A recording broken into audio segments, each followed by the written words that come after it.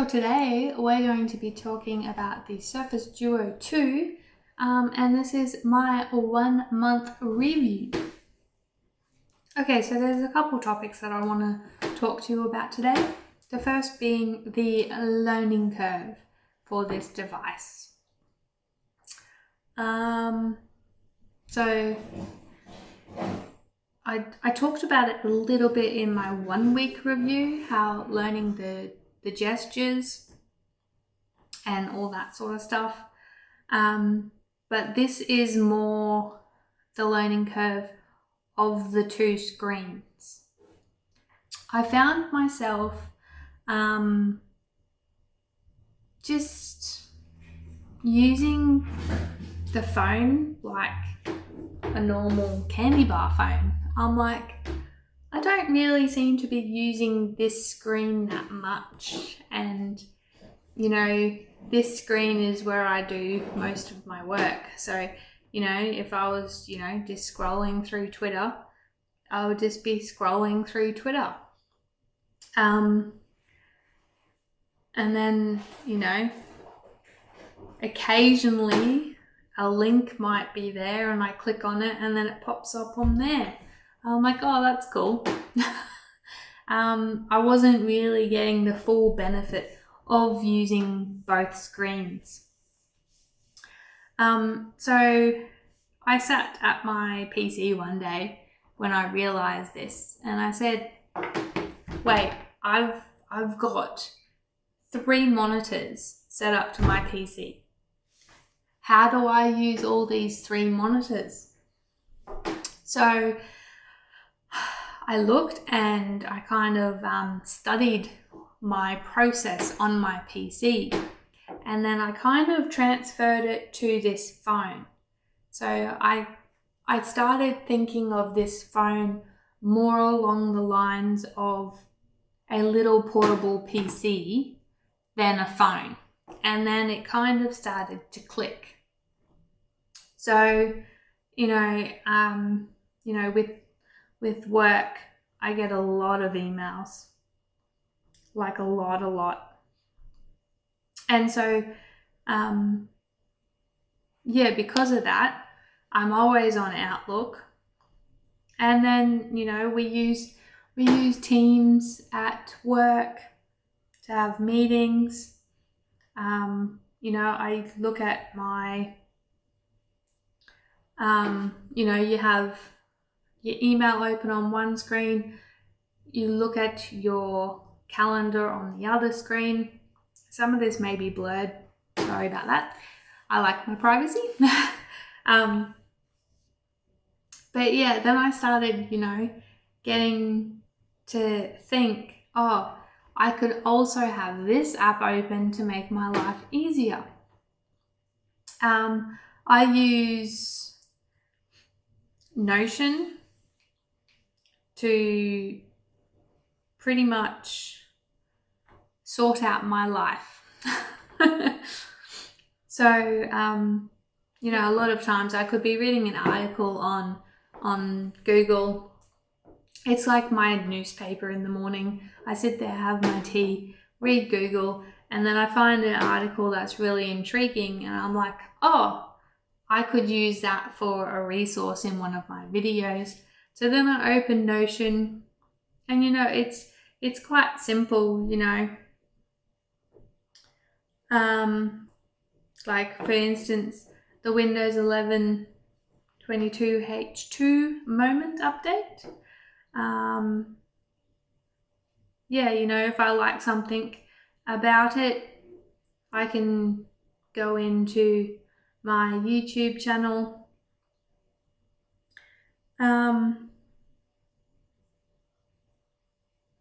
And then I've got a Windows 11 how-to vid.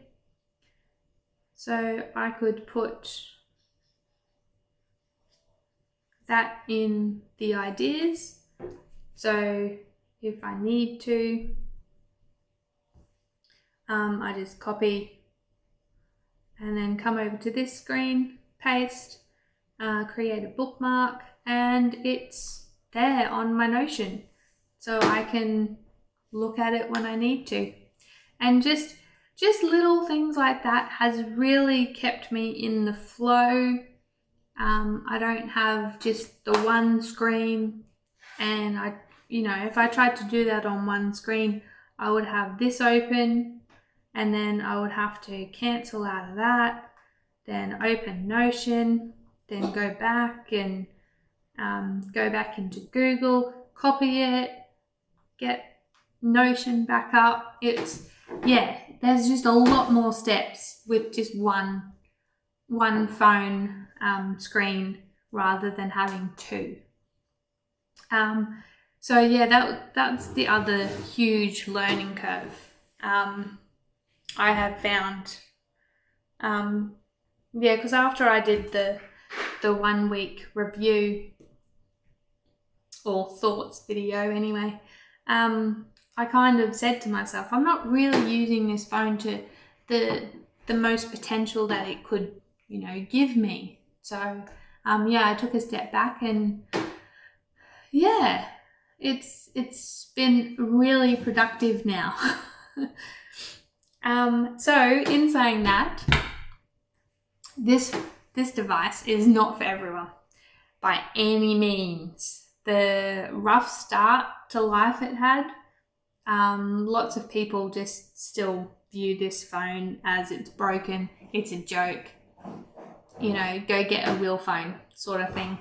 And then there's people that don't have a desire to learn anything new. I've always, filled my life with, new tech, learning. Like, tech is changing all the time. So I'm constantly learning new things, new shortcuts for keyboards and all that sort of stuff. And I really enjoy that. But I realize some people don't. They just want it to work, and that's what they're used to, so that's what they stay with, and that's fine. I can't recommend this phone to everyone, but I'm loving it so far. So yeah.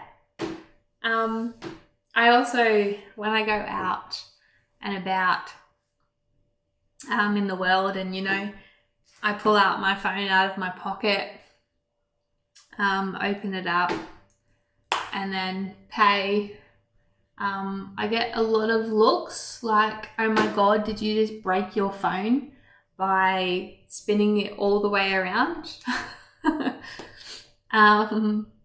And a lot of people say, oh, what's that phone, is that the new Samsung and all that, and I'm like, no. And then I go into it, and they're like, oh, that's really cool. I still haven't seen another phone out in the wild. It'll be interesting to see if I ever do. It'll be a great day. Okay, so let's talk about the phone itself. I think the hardware's held up relatively well. I don't have any scrapes or scratches. I put it in my pocket. I've got a big jumper, and I've got one of those little pockets at the front, and I put my phone in there, my keys in there. And I haven't had any scratches or dents from that, from like my keys.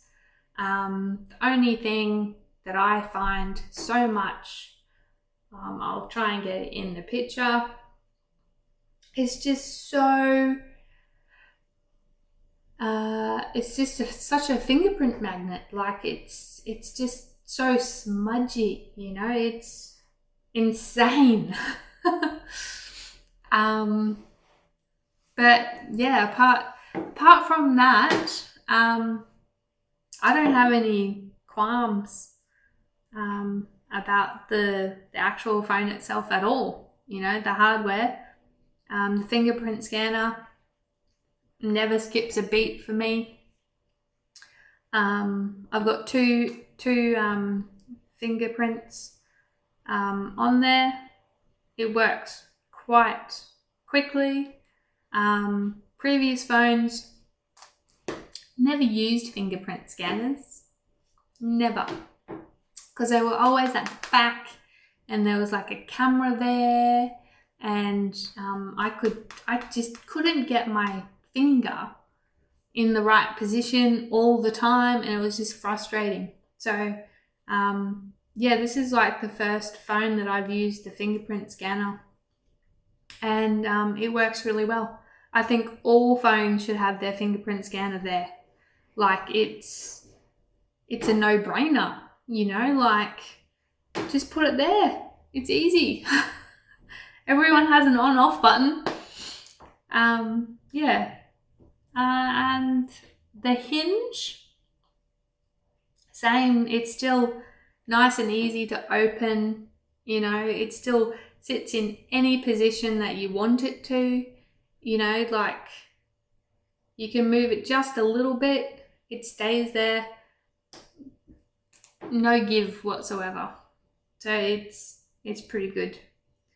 One thing I haven't talked about is the little glance bar. I don't know if you can see it in there. I found myself using that a little bit. Just, you know, opening it, no new or important news, and then I just put it aside. And that's one thing I really love about this phone. I found with my candy bar phones, if it vibrated, like you would get lights, noise, vibration. The screen would go so bright when it was, you know, like a message or a phone call. This one, it's just so subtle, you know. If you're in your zone,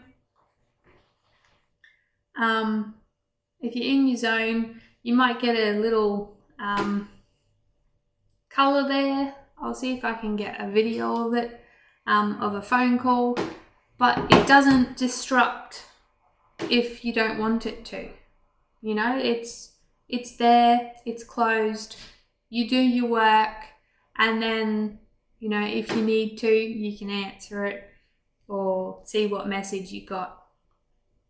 A good companion for this phone is a smartwatch. I've got the Samsung Galaxy 3, and it's been a great watch. It was great paired with my Note 9. And yeah, it's definitely great with this. I don't have to take the phone out of my pocket every time I get a message at work. I can just glance at my phone, at my watch, and if I need to act, then I can grab my phone and do what I need to do. If I don't, I just leave it and wait till I'm free. And it's kind of refreshing, you know, like when you open this device, you do your work, you send messages, emails, calls, whatever, and then you just close it up and then you're done. You know, that closing is important to me. It like switches my brain off. Like my brain just goes, you know, 100 miles an hour, 24/7. And with that just switched off, I find that when we're watching a TV show or YouTube on TV or whatever at night, or watching, you know, the family movie or whatever, I'm like more focused on the movie. Whereas before with my candy bar phone, I would be half watching the movie, half looking, scrolling through my phone, like Facebook or whatever. And yeah, it lets you be in the moment. So yeah, kudos Microsoft, kudos. So let's talk about these bezels. Have they bothered me? No. I've actually found them quite useful because when you are watching a YouTube video. Let's just get one up. So when you are, you're either sitting there, have it sitting there watching a YouTube video, or you can go into your tent posture and have it there. I find these bezels allow you to grab the phone without interfering with the screen. And it just gives you somewhere to hold.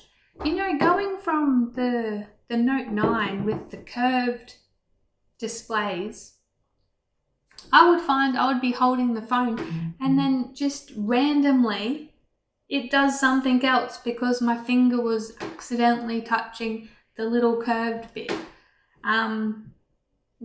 I don't mind them at all. Like, they have a purpose,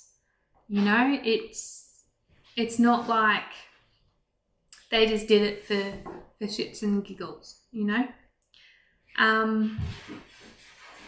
With the screen size, I looked at some of my friends' phones and they're just so skinny. They're like they are. And then they're really tall. And I'm just so used to having this big screen real estate. And I didn't realize how quickly I just forgot about the old candy bar phone, and this is the normal for me now. So it's really interesting. I find so restricted.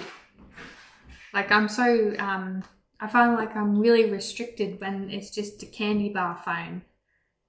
And I'm loving it. So apart from the couple quirks that I found when I had the phone for like a week, apart from them, I don't have any major qualms. Like I haven't had any bugs where, I've seen reports, that this screen just randomly goes black, and you can't do anything with it. I haven't had any of that sort of, breaking phone usability problems at all. The only thing I can say about the software, like I love it. I'm gonna try, other launches and see how they go. But I think really this launcher is perfect for this phone because it was made for this phone. And it was, made by Microsoft for this phone. So, I'll give them a go and see how they go. See what I like, what I dislike, maybe make a video about it. But the one feature, when I bought this phone, I was so excited that you could play games with your game up there and your controls down here. I was super excited for that experience. And since I bought this phone, that feature has been broken. It's been broken for around about 2 months, I think, which really made me sad. And Microsoft, being Microsoft, isn't very good at relaying information. Everyone was saying, oh, that feature's been cancelled. And according to, I think a report by Windows Central, they weren't sure if they were actually going to bring that feature back. but luckily it's been rectified. All you have to do is just download the Xbox Game Pass beta version of the app, and yeah, you can quite comfortably go in, grab a game. Now you got to make sure that you get a game with the touch input enabled. Yeah, so you got to make sure that it's got the touch input enabled for the game, and that looks like that. Yeah, and so you can go into your game, press play, span it onto both screens, rotate, and away you go. So yeah, I'm really happy to see that feature back. It was a bit disappointing that it wasn't there to begin with, but it's going strong again, so that's great. So, from that lovely segue of the Game Pass beta app, let's talk about gaming. So, since I downloaded the beta app, I've been gaming on it, and it's been a really great experience. You know, there is some days where the cloud gaming experience is a little bit laggy and you can't totally fully get into it. That's not anything to do with, you know, the phone itself or the software. It's more to do with your internet connection and the server feedback and that sort of stuff. So, but I absolutely love it. I love how you have the keys down here and the game up here, so nothing obscures your view.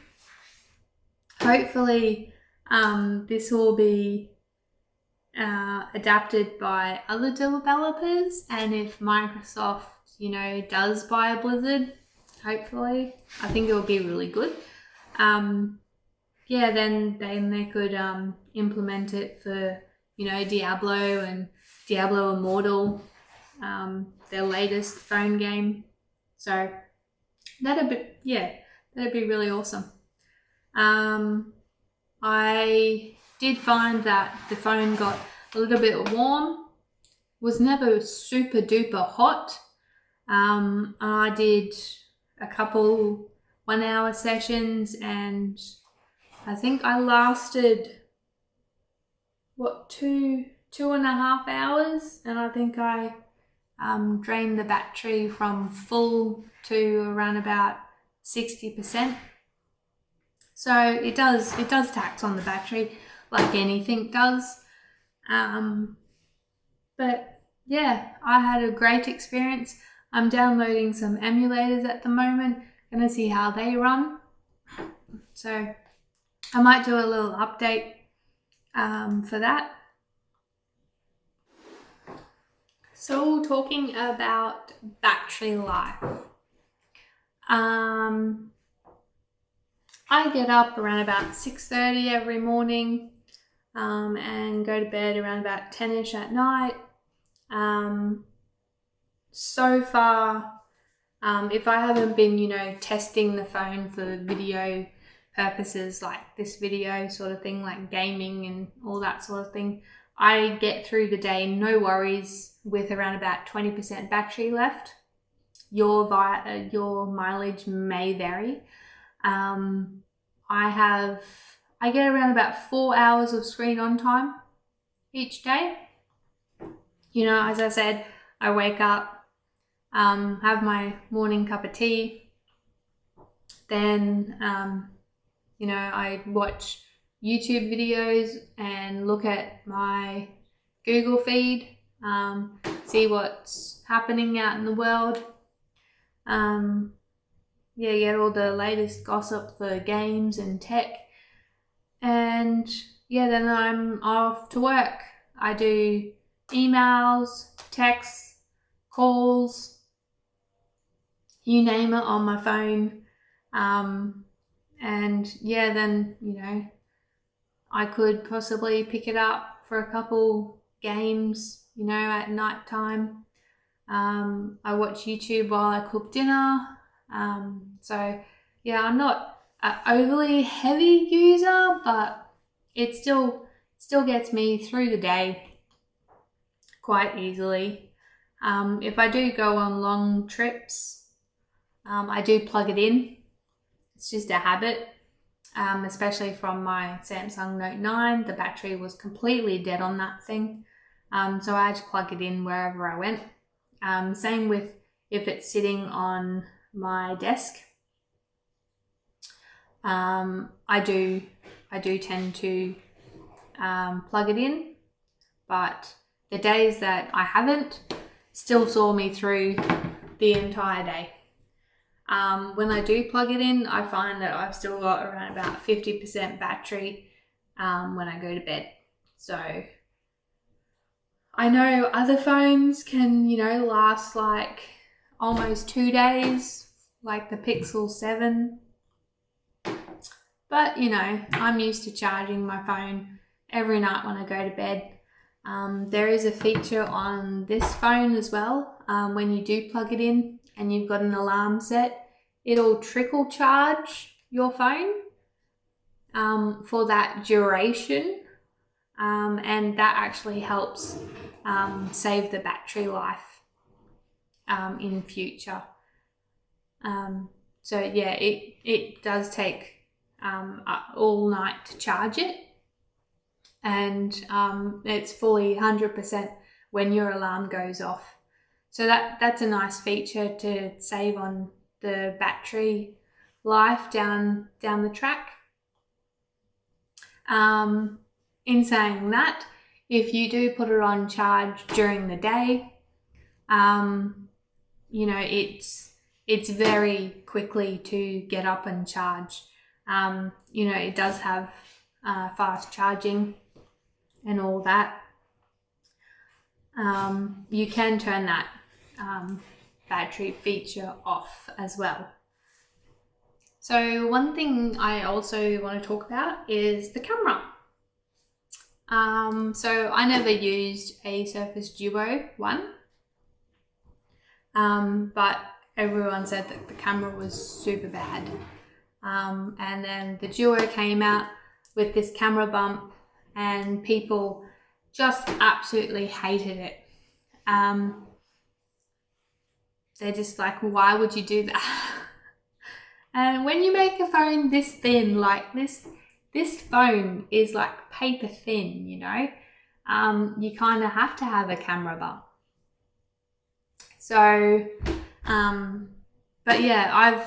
I've taken pictures and videos and things for work, and I really haven't had any qualms with this camera at all.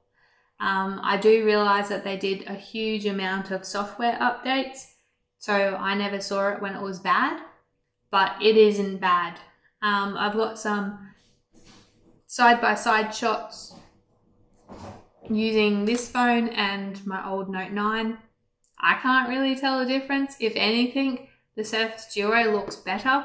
And yes, I do realize that the Note 9 did come out, 4 years ago, and it is a 4-year-old camera. But in saying that, a lot of phone manufacturers use the same camera in iterations. So, so it's, it's a phone camera. It's not meant to be, a professional, digital camera. It does exactly what I want it to do, and it does it really well.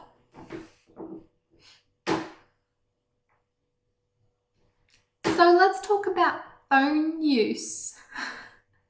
I get, this question quite a lot. So what do you do when you have a call on that phone? And I said, well, it just so happens I spin it around and I talk like this. It's not really a different experience to a normal phone. I think it's still kind of comfortable to hold, and with that gap for the camera bump, I think it makes it easier to hold. It just gives it like that little wedge. My thumb, sits on there, and I talk. I can hear people very clearly. They said that they can hear me. I haven't really found a problem. When you do get a phone call, I've got it set so I just open it, I've just got it set so as I open it, it answers the call. So I just put the phone up to my ear and start talking.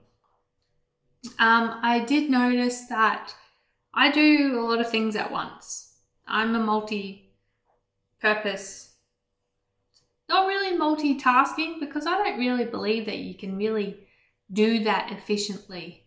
It's normally you're doing one thing and then you stop doing that thing and then do another thing. With me, if I'm like talking and I've got my hands free, I then, start washing the dishes or wipe down the bench or something. So when I have noticed doing this, that's fine. But I used to do this a lot, and it's really hard with this phone because I think it's so skinny. And it just feels like it's just going to slip and just drop onto the floor. And so I don't actually use it that way anymore. If I want to do something, I normally just sit it down on the bench, have the speakerphone on, talk, and people say that they still hear me very well, and I hear them. The speakers are amazing on this phone. I can, sit and do the dishes, boil the kettle, cooking food, all of that makes huge amount of noise with the range hood on and everything. I can still hear this phone perfectly well. With my Note 9, I just couldn't do that. I boiled the jug and I just couldn't hear it at all. The speakers on this are phenomenal. They're really great. No qualms about that at all. So that's pretty much my experience so far using this device for a month. It's a solid phone. Like, I haven't once thought, oh, if only I had my Samsung Note 9 again, I could do this. I've never thought that. I don't really miss that phone at all. It's great. I love it. So I'll be continuing to document my journey using the Surface Duo 2. I've been using it as my main phone for a month now, and I'll continue to do that.